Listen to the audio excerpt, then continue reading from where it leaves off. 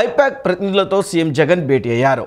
ఆంధ్రప్రదేశ్ సార్వత్రిక ఎన్నికల్లో తన పార్టీ కోసం పనిచేసినందుకు ఐపాక్ టీం ప్రతినిధులను అభినందించారు. మే 17న విదేశీ పర్యటనలో భాగంగా కుటుంబ సభ్యులతో కలిసి సీఎం జగన్ లండన్ వెళ్లనున్నారు. ఈ నేపథ్యంలో ఏపీలో జరిగిన పోలింగ్ శాతం, విజయ అవకాశాలపై ఐపాక్ ప్రతినిధులతో చర్చించనున్నట్లు తెలుస్తోంది. ఐపాక్ ప్రతినిధులతో సీఎం జగన్ భేటీ అయ్యారు. విజయవాడలోని బెన్ సర్కిల్లో ఉన్న ఐపాక్ ఆఫీస్కు చేరుకుని ఆ టీంను కలిసి కృతజ్ఞతలు తెలియజేశారు. సీఎం జగన్ రాక నేపథ్యంలో ఐపాక్ టీం సభ్యులు ఆయనకు ఘన స్వాగతం పలికారు. ఆంధ్రప్రదేశ్ సార్వత్రిక ఎన్నికల్లో తన పార్టీ కోసం పనిచేసినందుకు ఐపాక్ టీం ప్రతినిధులను అభినందించారు సీఎం జగన్. ఈ నేపథ్యంలో బెన్ సర్కిల్ చుట్టుపక్కల ప్రాంతాల్లో పటిష్టమైన బందోబస్తు ఏర్పాటు చేశారు పోలీసులు. మే 17న విదేశీ పర్యటనలో భాగంగా కుటుంబ సభ్యులతో కలిసి సీఎం జగన్ లండన్ వెళ్లనున్నారు. ఈ నేపథ్యంలో ఏపీలో జరిగిన పోలింగ్ శాతం, విజయావకాశాలపై ఐపాక్ ప్రతినిధులతో చర్చించనున్నట్లు తెలుస్తోంది. రాష్ట్రంలో తమ పార్టీకి విజయావకాశాలు ఏ మేర ఉన్నాయి అనే దానిపై సమాచారం అడిగి తెలుసుకునేందుకు అక్కడకు చేరుకున్నారన్న అభిప్రాయాన్ని కొందరు వ్యక్తం చేస్తున్నారు. సీఎం జగన్తో పాటు మంత్రులు పెద్దిరెడ్డి రామచంద్రారెడ్డి, మంత్రి బొత్స సత్యనారాయణ ఉన్నారు. గతంలో 2019 ఎన్నికల్లో కూడా సీఎం జగన్ విజయానికి ఈ ఐపాక్ టీం ఎంతగానో దోహదపడింది. ఈసారి సీఎం జగన్ చేపట్టిన యాత్రలు, ప్రచార వేదికలు, నియోజకవర్గాల్లో మీటింగ్లను ఈ సంస్థ నిర్ణయించింది. ప్రత్యేకంగా కార్యాచరణ రూపొందించింది. గ్రౌండ్ లెవెలే రియాలిటీని పరిశీలించి ఇలా ప్రత్యేకంగా సభలు, సమావేశాలు రూపొందించింది. ఐపాక్ టీం అందించిన ప్రణాళిక ఆధారంగానే సీఎం జగన్ తన ఎన్నికల ప్రచారాన్ని విజయవంతంగా ముగించారు. దీని ప్రభావం ఏపీలో పోలింగ్ శాతం భారీ స్థాయిలో పెరిగింది. అయితే పోలింగ్ జరిగిన శైలిపై ప్రతి ఒక్కరిలో తీవ్రమైన ఉత్కంఠ నెలకొంది. ఈ క్రమంలో వైసీపీ నాయకులు తమకు విజయావకాశాలు ఎక్కువగా ఉన్నాయంటూ చెప్పుకుంటున్నారు. ఇలాంటి తరుణంలో సీఎం జగన్ ప్రముఖ రాజకీయ పరిస్థితులను అవగాహన వేసే ఐపాక్ టీం ప్రతినిధులను కలవడం ప్రత్యేకత సంతరించుకుంది. I promise that this results would ensure that the whole country would stand up and look towards Andhra Pradesh.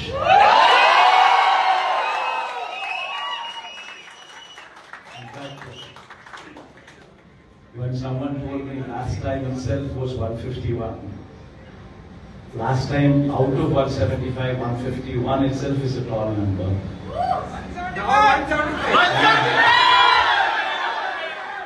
Someone told me 22 out of 25 itself is a tall number. This time, we're going to beat that record.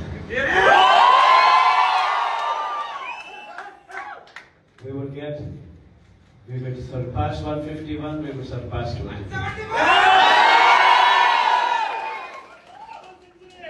And predominantly, God's grace, touch wood, they've given a good deliverance of the governance. The governance model that was put in place was never seen before.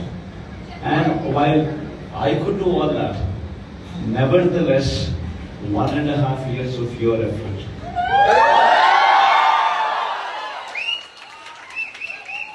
1.5 years of your effort, trying to streamline, trying to bring in more efficiency into the system that we are already in, helped us achieve this target.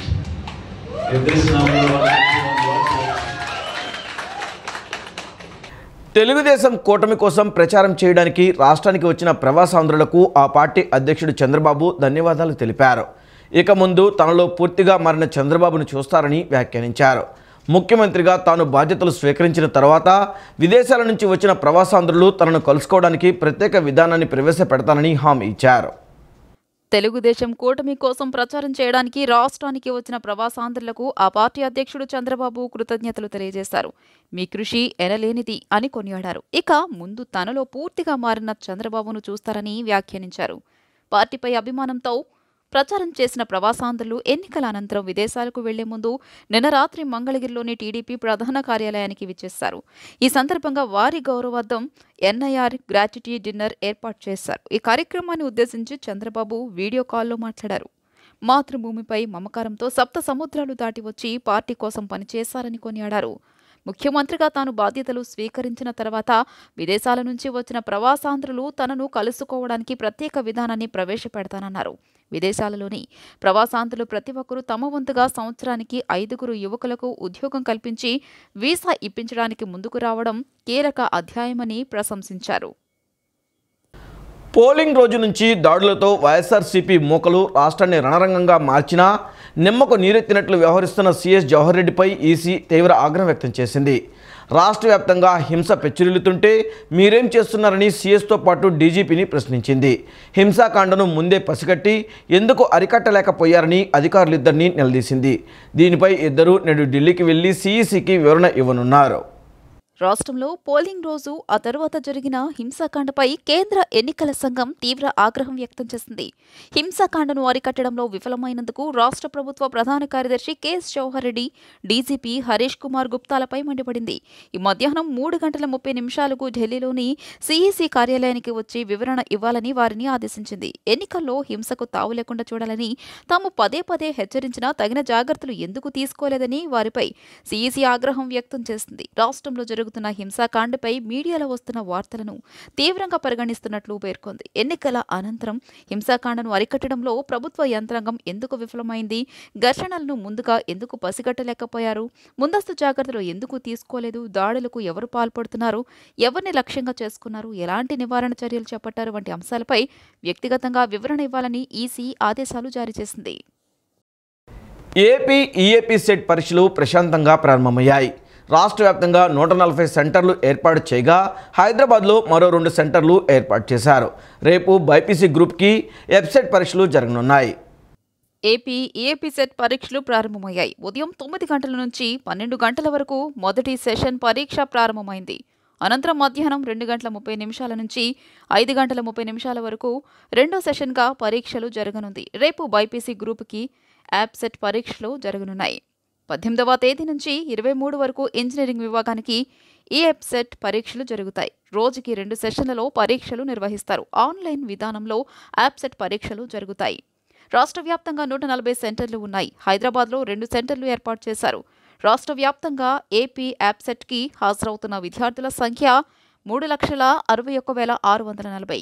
ఇందులో మహిళలు 1,81,536 మంది, పురుషులు 1,80,104 మంది విద్యార్థులు ఉన్నారు.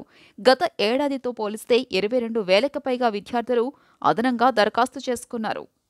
అహంకారానికి ఆత్మగౌరవానికి మధ్య జరిగిన ఎన్నికలు ఇవి అని, ఓటమి భయంతో వైసీపీ నేతలు విధ్వంసం సృష్టించారని మాజీ మంత్రి సోమిరెడ్డి చంద్రమోహన్ రెడ్డి వ్యాఖ్యానించారు. నాటి బీహార్ కంటే దారుణంగా ఏపీలో పరిస్థితి ఉందన్నారు. అరాచక పాలనను తరిమికొట్టేందుకు కట్టలు తెంచుకున్న ప్రజలు భారీగా ఓటు వేశారని అన్నారు. 135 సీట్లతో టీడీపీతో గెలుపని, కడప పార్లమెంట్లో టీడీపీకి మెజార్టీ సీట్లు వస్తాయని అభిప్రాయపడ్డారు.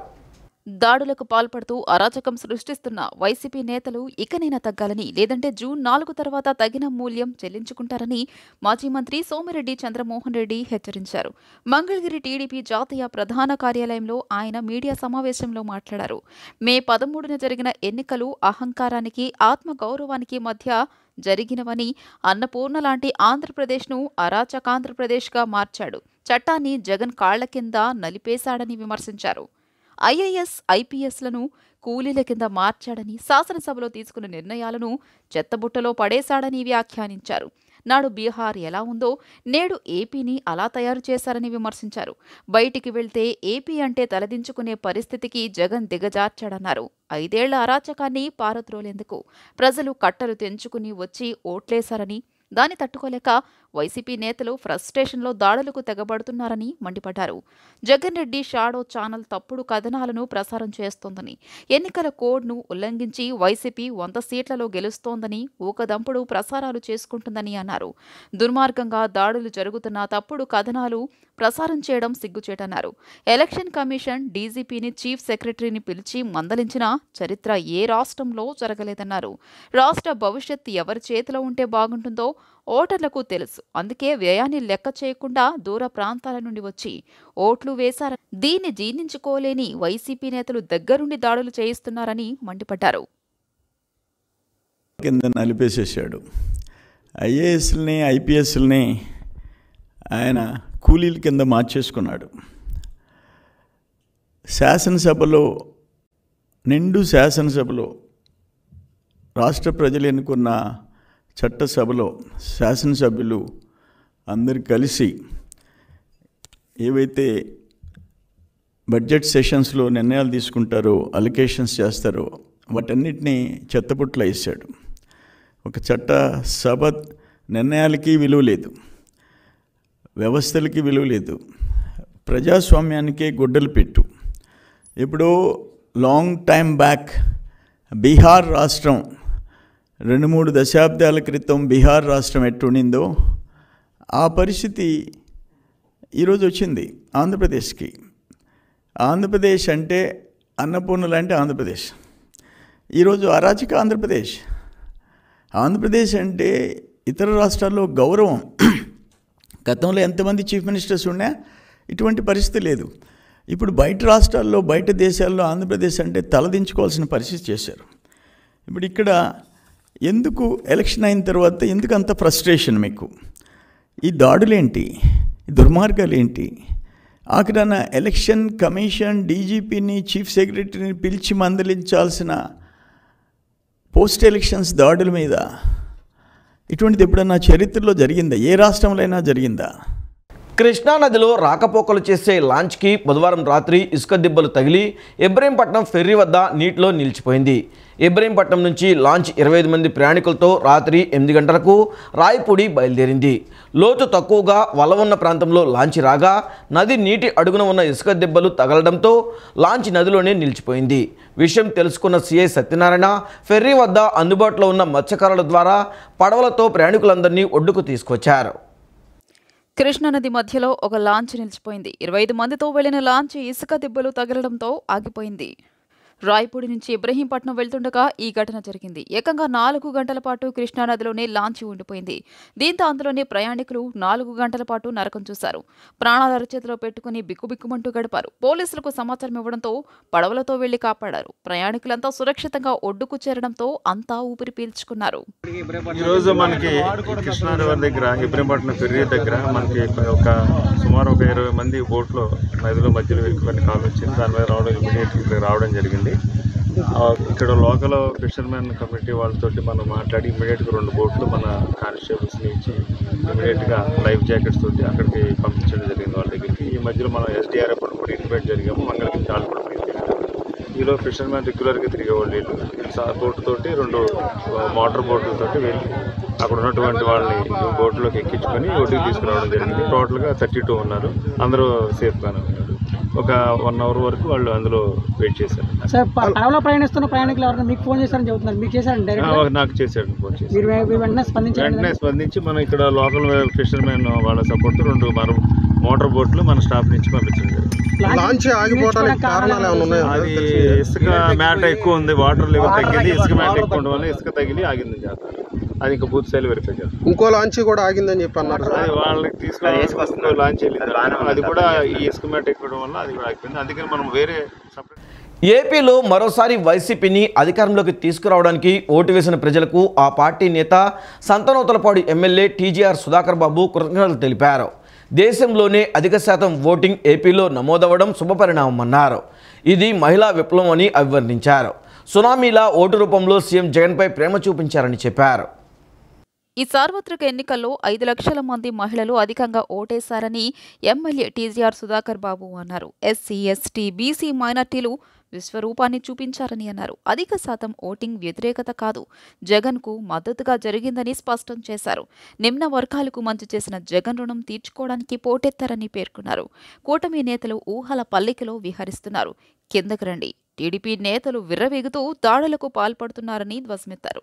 ఓటమి భయంతో కడుపు మంటతో విధ్వంసం సృష్టిస్తున్నారని ఆగ్రహం వ్యక్తం చేశారు. రాష్ట్రానికి ఏం చేశారని ప్రజలు మీ కోట్లేస్తారు? జూన్ 4వ తేదీన టీడీపీకి దిమ్మ తిరిగి మైండ్ బ్లాక్ అవుద్ది అని ఎమ్మెల్యే సుధాకర్ అన్నారు. ఊవెత్తిన ఉప్పెనల, సునామీల, తుఫానుల వారి ప్రేమని వారి తమ్ముడి మీద, ఈ రాష్ట్ర ముఖ్యమంత్రి మీద, వారి బిడ్డ మీద, వారి యొక్క పెద్ద కొడుకు మీద, వారి యొక్క అన్నయ్య మీద, వారి యొక్క మావయ్య మీద ఓటు రూపంలో ప్రేమ చూపించుకోవడం కోసం అర్ధరాత్రి వరకు వేచి ఉండి ఓటు వేసి వెళ్లిన ప్రతి ఒక్క అక్కకు, చెల్లెలకు, మహిళా లోకానికి శిరస్సు వంచి వైఎస్ఆర్ కాంగ్రెస్ పార్టీ మీకు పాదాభివందనం చేస్తుందని మనం చేస్తున్నాం. ఇది ఎస్సీ, ఎస్టీ, బీసీ, మైనార్టీ వర్గాల ప్రజల యొక్క విశ్వరూపం. చాలా మంది ఓటింగ్ పర్సెంటేజ్ పెరిగింది. అది యాంటీ ఇన్కంబెన్సీ, ప్రభుత్వ వ్యతిరేక ఓటు అని సంబరపడుతున్నారు. అది మూర్ఖపు ఆలోచన అని ప్రకటిస్తున్నాం. అది మీ ఊహల ఆశల పల్లకిలో విహరిస్తున్నారు. గ్రౌండ్ లోకి రమ్మని మనం చేస్తున్నాం. ఇప్పటికే మీరు భూమి మీద లేరు. భూమి మీద లేకపోబట్టే ఎన్నికల్లో వికృత శ్రేష్ఠులకు మొన్నటి వరకు నోటికి పని చెప్పారు. నేను ఎన్నికల సమయంలో చేతులకు పని చెప్పారు. భౌతిక దాడులకు దిగారు, అకృత్యాలు చేశారు. ఎస్సీలను, బీసీలను, మైనార్టీలను పోలింగ్ బూతులకు రానివ్వకుండా ఎస్టీలను భయభ్రాంతులు చేయాలనే ఉద్దేశంతో మీరు చేసిన కుట్రలన్నీ ఈ సమాజం చూసింది. సార్వత్రిక ఎన్నికలు ముగిసిన వేళ అధికార వైసీపీలో కీలక పరిణామం చోటు చేసుకుంది. శాసనమండలి చైర్మన్ కొయ్యే మోషన్ రాజు ఎమ్మెల్సీ జంగా కృష్ణమూర్తిపై అనర్హత వేటు వేశారు. టీడీపీలో చేరిన నేపథ్యంలోనే ఆయనపై వెంటనే చర్యలు తీసుకోవాలంటూ వైసీపీ విప్ లేళ్ల అప్పిరెడ్డి శాసనమండలి చైర్మన్కు ఫిర్యాదు చేశారు. ఆ ఫిర్యాదుపై విచారణ చేపట్టిన చైర్మన్ ఫిరాయింపుల చట్టం కింద జంగా కృష్ణమూర్తిపై అనర్హత వేటు వేశారు. ఎమ్మెల్సీ జంగా కృష్ణమూర్తికి బిగ్ షాక్ తగిలింది. ఆయనపై అనర్హత వేటు పడింది. ఇటీవల జంగా వైసీపీని వీడి టీడీపీలో చేరారు. అయితే ఆయనపై అనర్హత వేటు వేయాలని శాసనమండలి చైర్మన్కు వైసీపీ ఫిర్యాదు చేసింది. జంగా పార్టీ ఫిరాయింపు కారణంగా పార్టీ ఫిరాయింపుల నిరోధక చట్టం కింద అనర్హత వేటు వేయాలని వైసీపీ కోరింది. ఈ మేరకు YCP whip Lella Appireddy assembly secretary జనరల్కు ఫిర్యాదు చేశారు. వైసీపీ నేతల ఫిర్యాదుపై శాసనమండలి చైర్మన్ మోషేను రాజు జంగా నుంచి పలుసార్లు వివరణ తీసుకున్నారు. జంగా ఇచ్చిన వివరణ ఆధారంగా ఎమ్మెల్సీగా కృష్ణమూర్తి అనర్హుడని పేర్కొంటూ గెజిట్ నోటిఫికేషన్ జారీ చేశారు. జంగా కృష్ణమూర్తి 2009 నుంచి 2019 మధ్య కాలంలో పల్నాడు జిల్లా గురజాల ఎమ్మెల్యేగా ఎన్నికయ్యారు. ఆ తర్వాత ఆయన్ని వైసీపీ ఎమ్మెల్యే కోటాలో ఎమ్మెల్సీని చేసింది. వైసీపీలో ఉన్న సమయంలో విప్గాను జంగా పనిచేశారు. అయితే ఎన్నికల ముందు వైసీపీని వీడి టీడీపీలో చేరారు. పల్నాడు, రాయలసీమ హింసాత్మక ఘటనలపై కూటమి నేతలు రాజ్భవన్లో గవర్నర్కు ఫిర్యాదు చేశారు. హింసాత్మక ఘటనలు నివారించడంలో పోలీసులు అసమర్థతగా వ్యవహరించారని గవర్నర్ దృష్టికి తీసుకెళ్లామని నేతలు వెల్లడించారు. పెన్ డ్రైవ్లో అన్ని వీడియో ఆధారాలను గవర్నర్కు అందజేయగా ఆ హింసాత్మక ఘటనలను చూసి గవర్నర్ ఆశ్చర్యపోయారని తెలిపారు. జరిగిన హింసపై సిఎస్, డీజీపీలకు ఈసీ సమన్లు జారీ చేయడం సిగ్గుచేటని నేతలు మండిపడ్డారు. ఎన్నికల్లో వైసీపీ నేతలు సృష్టించిన అరాచకాలపై కూటమి నేతలు గవర్నర్కు ఫిర్యాదు చేశారు. పల్నాడు, రాయలసీమలో పోలింగ్ రోజు, ఆ తర్వాత జరిగిన దాడుల గురించి వివరించారు. తెలుగుదేశం నేతలు వర్లరామయ్య, దేవినేని ఉమా, కొల్లు రవీంద్ర, బీజేపీ నేత లంకా దినకర్, జనసేన నేత చిల్లపల్లి శ్రీనివాసులు గవర్నర్ అబ్దుల్ నజీర్తో భేటీ అయ్యారు. అనంతరం వారు మీడియాతో మాట్లాడారు. ఓడిపోతున్నామని తెలిసే ఈ విధమైన హింసను ప్రేరేపించారని ఆగ్రహం వ్యక్తం చేశారు. పేదలకు చెల్లించాల్సిన నిధులు గుత్తేదారులకు చెల్లించే యత్నానికి కూడా అడ్డుకట్ట వేయాలని గవర్నర్ను కోరామని తెలిపారు. ప్రజలు తనను తిరస్కరించారని జగన్కు అర్థమైందని అన్నారు. ఓటమి పాలవుతున్నామని, ఎన్నికల సమయంలో తర్వాత అరాచకాలు సృష్టిస్తున్నారని ధ్వజమెత్తారు. ఓటింగ్ సమయంలో క్యూలో ఉన్న వారిని తరిమి కొట్టాలని చూశారన్నారు. పోలింగ్ కేంద్రాల వద్ద అరాచకాలు సృష్టించాలని వైసీపీ నేతలు నిర్ణయించారని చెప్పారు. ఓటు వేయలేదు వీడు కొట్టండి, ఓట్లు వేస్తారు టీడీపీకి కొట్టండి, వీళ్ళు మన పార్టీ కాదు కొట్టండి. ఇది వాళ్ళు చేసిన దౌర్జన్యం ఎక్కడన్నా ఉందా? మన భారతదేశంలో ఉన్నావా లేదన్నా ఇతర ఇస్లామిక్ దేశాల్లో ఉన్నావా? గవర్నర్ గారు చెప్పినప్పుడు ఆయన ఆశ్చర్యపోయారు. ఆయన మాచర్ల, నర్సరావుపేట, ఆ చంద్రగిరిలో మంచివాడు అతను, మా నాని, అతన్ని కొట్టి అతన్ని చంపడానికి ప్రయత్నం చేశారు. తాడిపత్రిలో ఆ పెద్దారెడ్డి అతను ఇష్టం వచ్చినట్టుగా బిహేవ్ చేశాడు. వీటన్నిటి కూడా చెప్పినప్పుడు తప్పకుండా నేను చర్యలు తీసుకుంటాను, ఇంకొకసారి ఇటువంటి జరగకుండా చూస్తామని చెప్పి కూడా గవర్నర్ గారు చెప్పడం జరిగింది. చాలా సంతోషం. ఆయన చాలా సౌమ్యంగా, చాలా నా దృష్టి కూడా వచ్చినాయి. నేను తప్పకుండా యాక్షన్ తీసుకుంటాను. నేను ఒంగోలు పార్లమెంట్ అభ్యర్థిగా పోటీ చేసిన చెవిరెడ్డి, ఆయన కుమారుడు చేసిన అరాచకాలు, పులవర్తి నాని గారి మీద జరిగిన హత్యా ప్రయత్నం, అట్లాగే ఏదైతే తాడిపత్రుల్లో పెద్దారెడ్డి అరాచకాలు, నరసరావుపేటలో జరుగుతున్న దుర్మార్గాలు, ఇవన్నీ కూడా తెలియజేయడం జరిగింది. మాచర్లలో ఏ విధంగా ఎట్లా మహిళల మీద దాడి జరిగింది, మిగతా వాళ్ళ మీద దాడులు జరిగినాయి. అట్లాగే దర్శిలో కూడా శ్రీలక్ష్మి పోటీ చేసే అభ్యర్థి వాళ్ళ కుటుంబ సభ్యుల మీద కూడా దాడులు జరిగాయి. ఇవన్నీ కూడా గవర్నర్ గారి దృష్టికి తేయడం జరిగింది. ఏదైతే వాళ్ళ చీఫ్ సెక్రటరీని, డీజీపీని ఢిల్లీలో చీఫ్ ఎలక్షన్ కమిషనరు సమన్ చేయడం జరిగింది. ఇది చాలా అవమానకరం. దీని మీద స్పష్టంగా వివరాలతో కూడా రమ్మని ఢిల్లీ పిలవటం జరిగింది. దీని మీద అన్ని చర్యలు తీసుకుంటున్నాం, ప్రారంభించాం. ఇటువంటి భవిష్యత్తులో పునరావృతం అవ్వు అని కూడా గవర్నర్ గారు తెలియజేయడం జరిగింది. తాడిపత్రి కానీ మరి సాక్షాత్తు పోలింగ్ ఏదైతే మన స్ట్రాంగ్ రూమ్ ఉంటుందో స్ట్రాంగ్ రూమ్ పక్కనే పులవర్తి నాని గారి మీద దాడి చేయటం, ఇవన్నీ కూడా చూస్తూ ఉంటే ఒక ఉద్దేశపూర్వకంగా జగన్మోహన్ రెడ్డి గారు ఈ రాష్ట్రంలో అరాచకాలు సృష్టించడానికి వైసీపీ నాయకుల్ని తాగిచ్చి విపరీతంగా మద్యం పోయిచ్చి రెచ్చగొట్టే కార్యక్రమాలు మా గ్రామాల్లో మా విలేజెస్లో కూడా జరుగుతూ ఉన్నాయి. ఇవాళ ఖచ్చితంగా మరి గవర్నర్ గారు ఇవాళ హామీ ఇచ్చారు. మేము అందరం కలిసినప్పుడు ఆల్రెడీ ఇప్పటికే సమ్మన్లు పంపించాం. ఖచ్చితంగా ఎవరైతే అధికారులు దీంట్లో నిర్లక్ష్యంగా వ్యవహరించారో ప్రతి ఒక్కరి మీద కూడా చర్య తీసుకుంటామని చెప్పారు. 2 రకాల అంశాలు ముఖ్యంగా వారి దృష్టికి తీసుకురావడం జరిగింది. ఒకటి హింసకి సంబంధించి పోలింగ్ జరిగే సమయంలో ఏదైతే అత్యధిక శాతం పోలింగ్ నమోదవుతుంది, ఇది ప్రజా వ్యతిరేక ఈ ప్రభుత్వానికి బుద్ధి చెప్పడానికే ప్రజల ముందుకు వచ్చారని పసిగట్టినటువంటి జగన్మోహన్ రెడ్డి గారు ఏ విధంగా హింసకి ప్రేరేపించి పోలింగ్ని తగ్గించాలి, పోలింగ్ శాతం అనేటటువంటి ప్రయత్నం చేసినా కానీ ప్రజలు ఏదైతే ఒక నిర్ణయం తీసుకున్నారో ఈ రాక్షస ప్రభుత్వానికి చర్మగీతం పాడాలని ఇవాళ 82%, దాదాపు 82% వరకు పోలింగ్ని తీసుకెళ్లినటువంటి ప్రజలు ఆ హింసని కూడా తట్టుకొని తీసుకెళ్లగలిగారు. అది ప్రజాస్వామ్య విజయం. ఏదైతే ఎలక్షన్ సుజావుగా జరగకపోవడానికి కూడా కొన్ని వాళ్ళు చేపట్టిన కార్యక్రమాలు కూడా ఫెయిల్ అయిపోయాయి.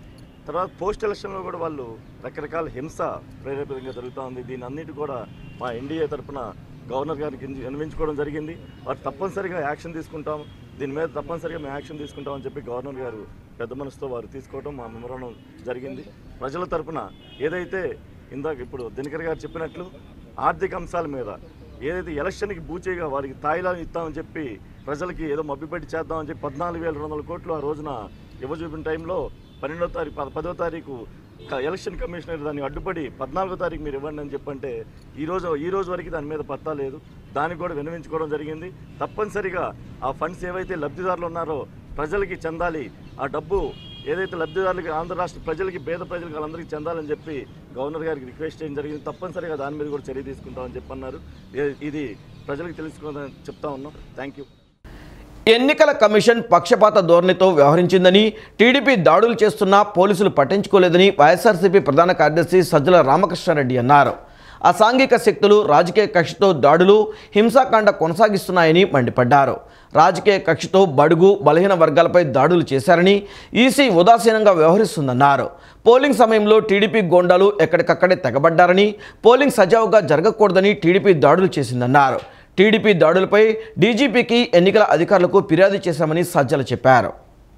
తాడేపల్లిలోని వైఎస్ఆర్సీపీ కేంద్ర కార్యాలయంలో వైఎస్ఆర్సీపీ ప్రధాన కార్యదర్శి సజ్జల రామకృష్ణారెడ్డి నిన్న మీడియాతో మాట్లాడారు.